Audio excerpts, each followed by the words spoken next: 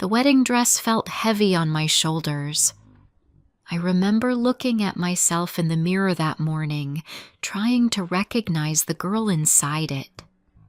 She looked calm, beautiful even, but I knew that behind the makeup there was a quiet storm. I was 20 years old, and I was about to marry a man I barely knew.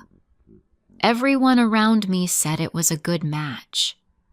They said his family was rich and respected, that he would take care of me. I smiled and said thank you, but in my heart I felt small and powerless. In my family, daughters did not choose. From childhood, I had learned that obedience was love. A good daughter listens. A good daughter agrees. So when my father told me about the proposal, I nodded. I told myself this was normal, that marriage would bring happiness later. I wanted to believe that love could grow after marriage, the way people said it did. The wedding was beautiful. Flowers everywhere, music, guests laughing and clapping. I smiled for photos, held my husband's hand, and played my part.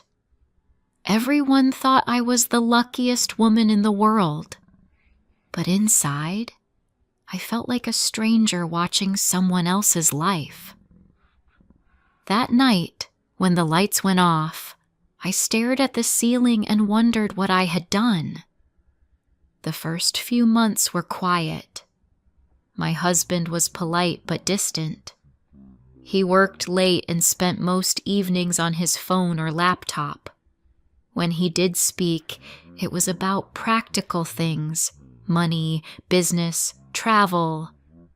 I tried to please him, to be kind, to smile, but his eyes never stayed on me for long. Sometimes he forgot simple things, like my birthday or what I liked to eat. I told myself he was busy, that men showed love differently, but each night I felt more invisible. One evening, while arranging the wardrobe, I found a small envelope in his drawer. Inside was a document I didn't understand at first. It was our marriage agreement. It looked like a contract, written in legal terms, with signatures and dates. There was a line that said the marriage would last for a minimum of 1 year, renewable by consent. My hands shook as I read those words again and again. I realized my marriage was not built on love or family. It was a deal. I sat on the bed for a long time, trying to breathe. He came home late that night. I wanted to ask him, to shout, to demand an answer, but no sound came out of my mouth. I felt small and weak. I went to sleep pretending everything was fine. The next morning, I looked at him across the table and forced a smile. That was the moment I decided to live quietly until I could understand what to do. Days turned into weeks. I started painting again to fill the silence. I had loved art since childhood. Colors had always spoken to me in ways people couldn't.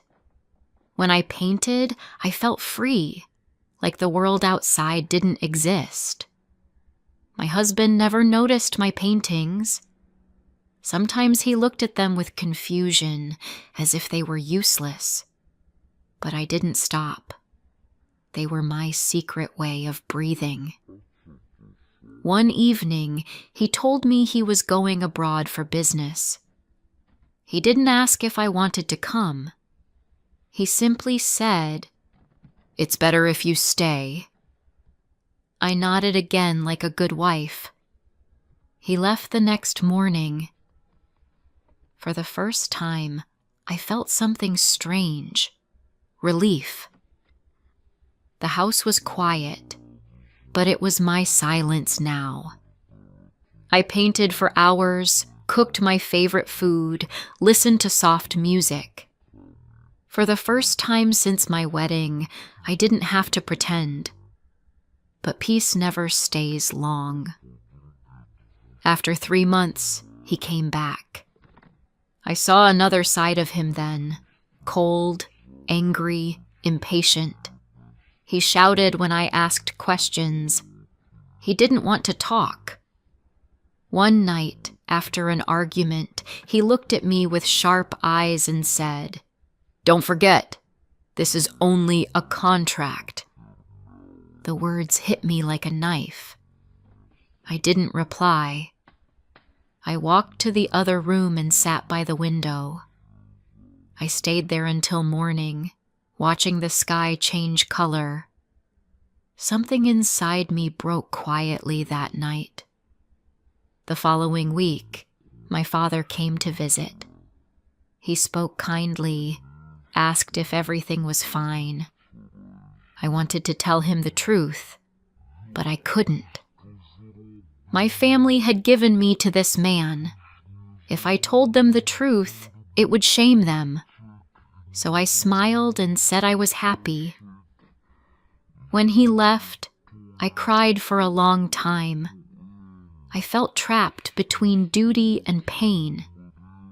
Then, one rainy evening, everything changed. My husband and I were returning from his friend's wedding. The road was wet and dark. He was driving fast, talking on the phone. I asked him to slow down, but he waved his hand. A few minutes later, the car slid across the road and hit the barrier. The world turned upside down. I remember glass flying through the air, the sound of metal twisting, my body shaking. When I opened my eyes, everything hurt. The smell of smoke and fuel filled my nose. My husband crawled out through the broken window. I tried to call him, but he didn't hear me. He ran to get help. I couldn't move. The pain in my back was sharp and deep. People came running from nearby houses. They pulled me out carefully, but every movement felt like fire. I heard someone shouting for an ambulance before everything went dark again. When I woke up, I was in a hospital bed. My body was covered in bandages. My arm was broken. My ribs hurt with every breath, and I couldn't feel my legs. I turned my head and saw my husband sitting in the corner. His face looked pale and tired. He didn't say much. The next morning, he left for work as usual.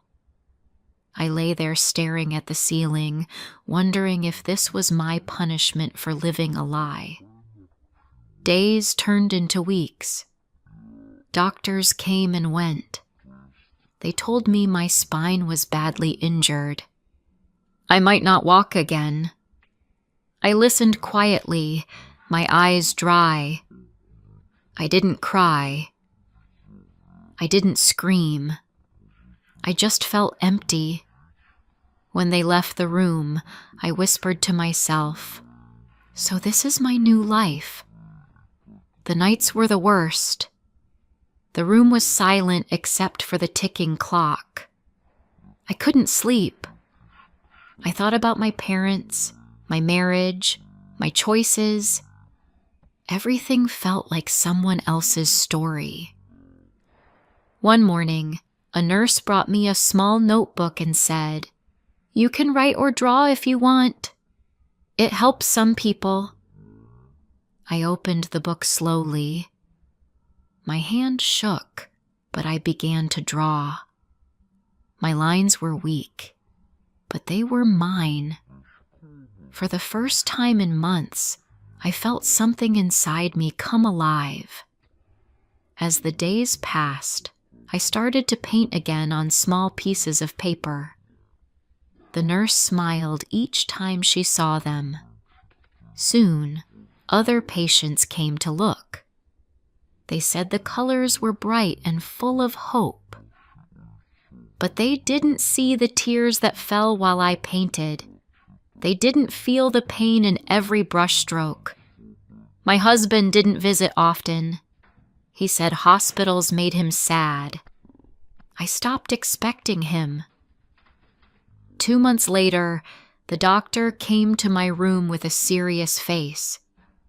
He said they would start therapy soon, but it would take time. I listened and nodded. I had already decided that no matter how broken my body was, I wouldn't give up. That night, I stared at the ceiling and made a promise to myself. I would live for me, not for anyone else. I didn't know how, but I knew I had to start. The next morning, I asked for a wheelchair. When they brought it, I touched its cold handles and took a deep breath. It felt strange at first, like sitting in a cage. But then I realized it was also my freedom. I could move again, even if slowly. I rolled myself to the window and looked at the sunlight falling on the floor. It looked warm and alive. I whispered softly, "This is my new beginning." Before I continue with the story, please like, subscribe, share, and let me know in the comments where you are listening from. Your support means a lot. Now, let's continue. When I returned home from the hospital, the house felt different. Everything looked the same, but I saw it with new eyes. The walls, the furniture, the smell of his perfume in the air all reminded me of the woman I used to be. That woman was gone. I was no longer the quiet wife who said yes to everything. I was someone broken, yet still breathing. The first few days were hard. My husband hired a nurse to help me, but he was rarely home. Sometimes I heard him laughing on the phone in the other room. I didn't ask who he was talking to. I had no energy for arguments. I spent most of my time in the living room, near the big window where sunlight fell in the afternoon. I watched people walking on the street, children playing, old women carrying groceries. I wondered if they ever thought about how lucky they were to walk on their own feet. Every morning, I tried to move my legs. The doctor had said there was a small chance I could walk again, but deep inside, I knew that hope was thin. My hands were weak too, but I still wanted to paint. One day, I asked the nurse to bring my paints and brushes. She smiled and said it was a good idea. When I touched the brush again, I felt life returning to me. My hand shook, but I didn't stop. The first picture was of a sunrise. The colors were uneven, but to me it was beautiful because it meant I was trying. As weeks passed, I painted every day. Sometimes the nurse watched me quietly. Other times, she helped mix the colors. I painted my pain, my silence, and my small moments of joy. When my husband noticed the paintings, he said nothing. He only looked for a second and then walked away. That silence used to hurt, but I learned to see it as freedom. He no longer had power over what I created. One afternoon, my younger brother came to visit. He brought me flowers and a book about famous painters who overcame disability. As I turned the pages, I saw pictures of people who had lost their sight, their limbs, or their movement, but still created art that touched hearts. It made me think about strength. Pain changes you, but it also shows who you really are. Months passed. My husband became a stranger in the same house. He stopped eating at home. When he spoke, his words were short and tired. I could feel he wanted to leave. I could have begged him to stay, but I didn't. I knew something he didn't know. I had already started to build a life without him. I had joined an online art group for people with disabilities. We shared our work, our stories, and our struggles. For the first time in years, I felt seen. Then one evening after dinner, he looked at me and said, "I think we should end this. You deserve someone better." I looked at him quietly. My heart was calm. There was no anger, no shock, only peace. I had been waiting for this moment. I said yes. He looked surprised, maybe even guilty, but I didn't care. The next week we signed the divorce papers. When he walked out of the house with his suitcase, I watched him from my wheelchair. The same man I once called my husband was leaving, and I felt nothing but relief. That night, I slept deeply for the first time in years. There was no fear, no noise, no pretending. After the divorce, people talked. Some relatives called and asked what had gone wrong. Others said I should have been more patient. I listened quietly. When I hung up, I smiled to myself. People always think they know what is best for others, but they don't live our pain. A few weeks later, I moved to a smaller apartment near the city center. It was on the ground floor, so I could go outside easily. I filled it with bright colors, paintings, and plants. I called it my new home. The neighbors were kind. A little girl from next door often came to watch me paint. She asked many questions, and I liked her curiosity. Sometimes she helped me clean my brushes. Her laughter filled the room like sunlight. One day she asked, "Why do you paint so many skies?" I told her that skies change every day, just like people. Sometimes they are bright, sometimes full of clouds, but they always keep moving. She nodded and said, "Then you are like the sky." Her words stayed with me for days.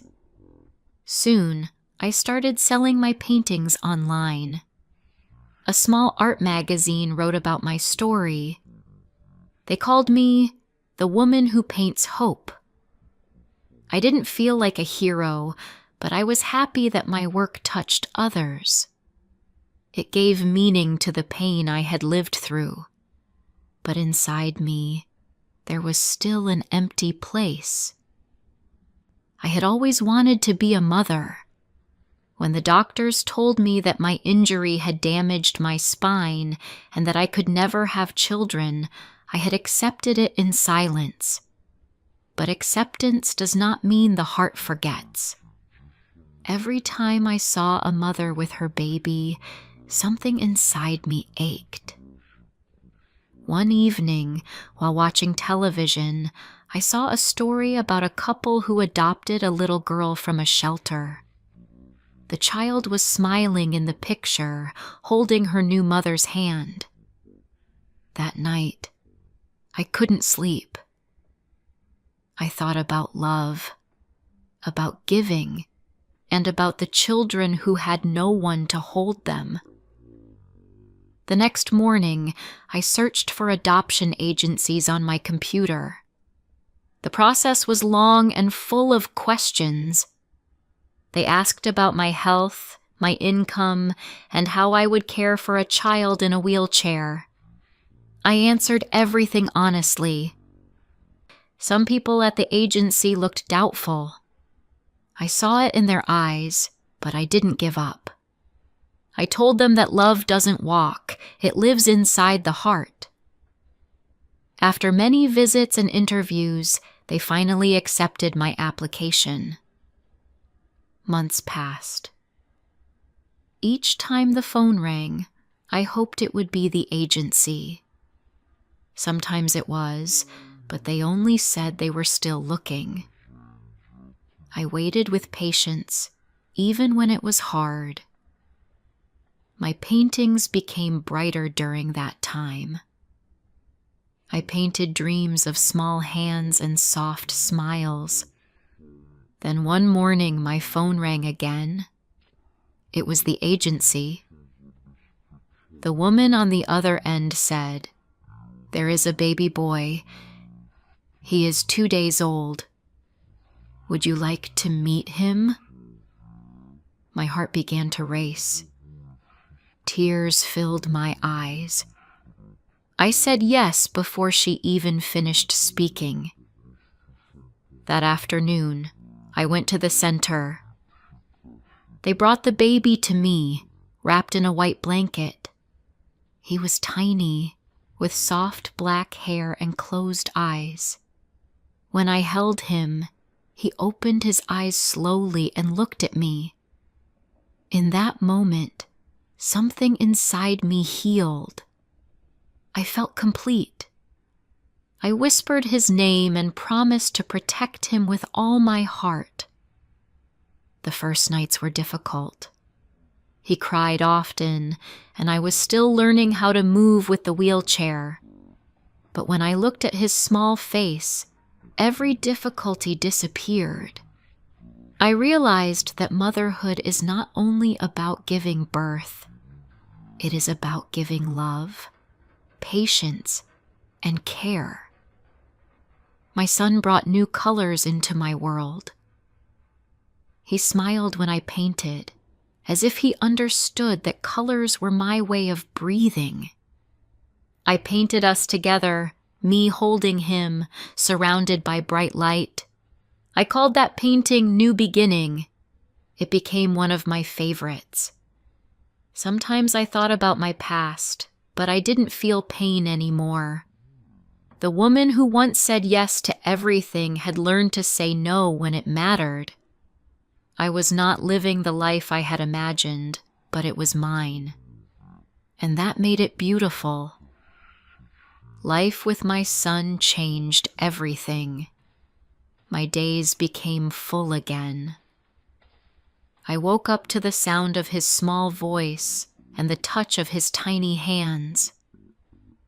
Each morning, sunlight came through the window and touched his face, and I felt thankful to be alive. The pain in my back was still there, but it no longer controlled me. When I looked at him, I felt strong. I learned how to do everything in my wheelchair. I learned how to hold him, feed him, and rock him to sleep. At first, I was afraid I would not be enough, but love has a way of teaching us what to do. I sang to him softly each night and told him stories about stars, oceans, and dreams. He was too young to understand, but his eyes followed my voice, and that was enough. Outside the house, the world was not always kind. People looked at me with surprise or pity. Some asked questions that hurt. Others whispered behind my back. I tried to ignore them, but sometimes their looks made me feel small. I understood that many people could not see beyond the wheelchair. They saw a broken body, not a living soul. One afternoon, I went to a small park near my house. My son was sleeping in his stroller, and I was sitting quietly, watching the trees move in the wind. A woman nearby stared at me for a long time before she said, "You are brave."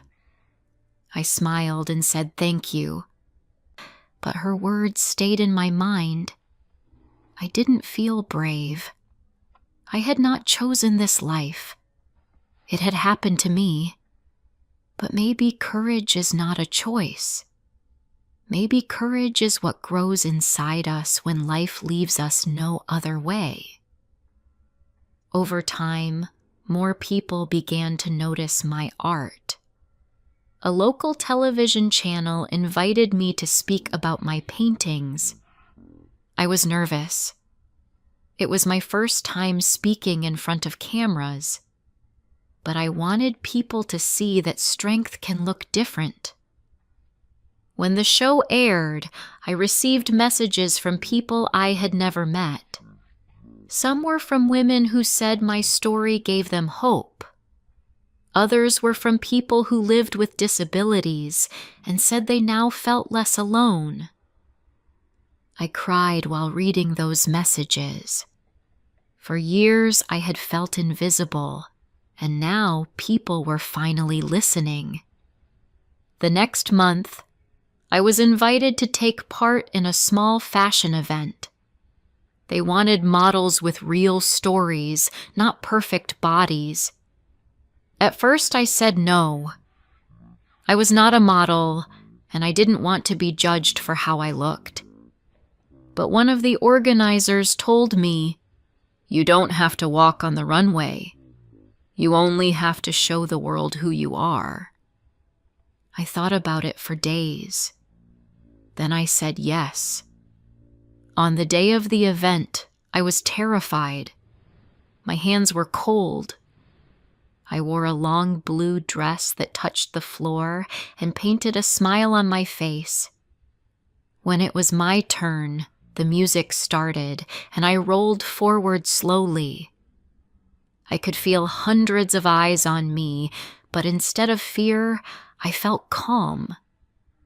I remembered all the nights I had cried alone, all the times I had thought I could not survive. And yet there I was, on stage, alive and strong. People clapped loudly. I smiled, not for them, but for the woman I had become.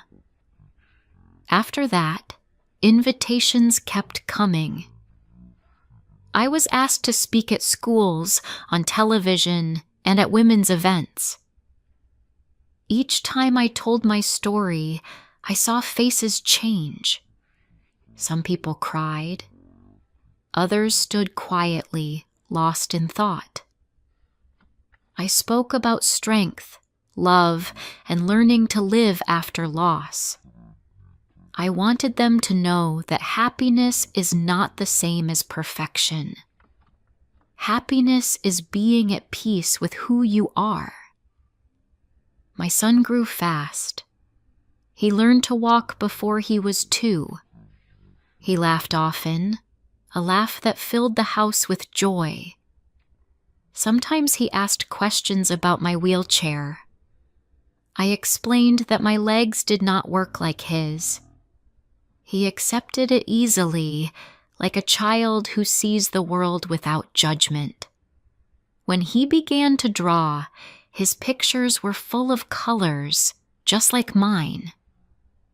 We often painted together. Those were the happiest moments of my life. But not every day was easy. There were times when money was short and health problems returned. Sometimes I felt tired of being strong. There were nights when I cried quietly after he fell asleep. Yet even in those moments, I reminded myself of the promise I had made long ago in the hospital bed. I would not stop living. I had already survived too much to give up now. One winter, a magazine invited me to share my story under the title "The Woman Who Painted Hope." They asked me what message I wanted to give to the world. I thought about it for a long time. Then I said, We do not choose everything that happens to us, but we can choose what to do with it. Pain can destroy us or make us kinder. The choice is ours. The article reached thousands of readers. Some sent letters saying they felt inspired to begin again after reading it.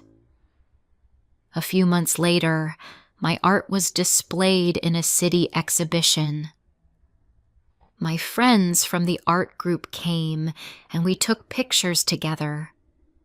Standing among my paintings, I remembered the girl I used to be, the girl who smiled in her wedding dress and said yes to please everyone. That girl was gone, but she had given birth to a stronger version of me. My paintings told the story that words never could. Each one carried a part of my journey from pain to peace. One painting was called The Contract. It showed two figures holding hands under a dark sky, but between their hands was a line of bright light. When a woman at the exhibition asked what it meant, I told her it was the moment I broke free. I didn't mean the divorce. I meant the moment I chose to stop living by other people's rules. That was my real freedom. Now, years have passed since that night on the dark road. My life is not easy, but it is full. My son is older now, and I teach him to be kind, to listen, and to respect others. I tell him that strength is not about muscles or speed. Strength is about getting up again after life pushes you down. Sometimes I still dream of walking again. I see myself standing in a field, barefoot, the wind touching my face. When I wake up, I smile. I no longer feel sad when I cannot stand. I have learned that freedom is not in the legs. It is in the mind. People often ask me how I stay positive. I tell them it is not always easy. There are days when I feel tired, when the pain returns, when the world feels heavy. But then I look at my son, my paintings, and the sky outside my window, and I remember how far I have come. Gratitude is stronger than fear. I no longer ask life why it was hard. I thank it for making me who I am. Every scar on my body has a story, and every story has a lesson. Life may break us, but it also gives us tools to rebuild. When I think about the girl who once said yes to a contract marriage, I do not hate her. She was young and afraid. She wanted to please everyone. But her pain became my strength. Without her, I would not have learned how to live with truth, courage, and love. Today, I sit in my small studio surrounded by colors. My son plays on the floor beside me. Outside, the sun is setting. The light touches my face, and I feel peace. My story is not one of tragedy, but of transformation. Life did not give me what I asked for, but it gave me something better. It gave me myself. So I paint another picture. The colors mix and move under my hand. I fill the canvas with light, with hope, with everything I have learned.